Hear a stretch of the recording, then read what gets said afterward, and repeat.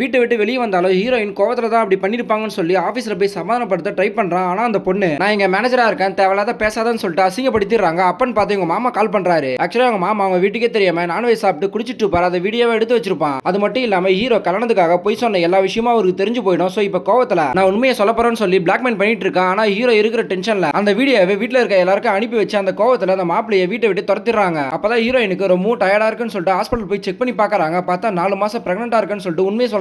ஆனா இந்த விஷயத்தை ஹீரோ கிட்ட சொல்லலாம்னு வரும்போது அவன் கோவத்துல டைவர்ஸ் நோட்டீஸ் அனுப்பி வச்சிருப்பான். இப்ப ஆபீஸ்ல ஹீரோ வைஃப் பார்த்துட்டு என்ன அவன் குண்டாயிட்டே போற, நல்லா தின்னு தின்னு தூங்குறான்னு சொல்லிட்டு அவங்க ஃப்ரெண்டு கிட்ட சொல்லும்போது அவ பிரெக்னெண்டா இருக்கான்னு சொல்லிட்டு சொல்றாங்க. அதை கேட்டதுமே ரொம்ப ஃபீல் பண்ணி அந்த பொண்ணு கிட்ட போய் எவ்வளவு பேச ட்ரை பண்றான். ஆனா அவங்க கதவை கூட திறக்க மாட்டாங்க. என்னோட அம்மாவை கூட்டிட்டு வந்து மன்னிப்பு கேட்க வைக்கிறேன்னு சொல்லிட்டு அவங்க வீட்டுக்கே போய் அவங்க அம்மா கிட்ட அவனை பத்தின உண்மையை சொல்ல அவன் ஃப்ரெண்ட் டாக்டர் கிட்ட கூட்டிட்டு போறாங்க. அப்பன்னு பார்த்தா அந்த டாக்டருக்கு அடிபட்டு கோமா ஸ்டேஜுக்கு போயிடுறான். சோ இப்ப டாக்டர் எழுப்ப ஃப்ரெண்டும் கூட சேர்ந்து எவ்வளவு ட்ரை பண்றாங்க, முடியாம போகுது. அதே டைம்ல ஹீரோயினும் கோவத்துல டைவர்ஸ் நோட்டீஸ் அனுப்பி வச்சிருப்பாங்க. அதை பார்த்து ரொம்ப ஃபீல் பண்ணி அவங்க அம்மா கிட்ட அந்த பொண்ணுக்கு தான் குழந்தை பெத்துக்க முடியாதுன்னு சொல்லிட்டு சொன்னாங்க. அது தெரிஞ்சா நீங்க கல்யாணம் பண்ணி வைக்க மாட்டீங்கன்னு சொல்லி தான் எனக்கு இந்த மாதிரி ஒரு ப்ராப்ளம் இருக்குன்னு சொல்லி போய் சொல்லி தான் கல்யாணம் பண்ணணும்னு சொல்லிட்டு உண்மையை சொல்றான். அதை கேட்டதுமே இவங்களாம் நம்ப முடியல. இருந்தாலுமே பையனுக்காக நம்ம இறங்கி போலான்னு சொல்லி பையனை ஹீரோயின் கூட சேர்த்து வைக்கலாம்னு சொல்லிட்டு கூட்டிட்டு போறாங்க.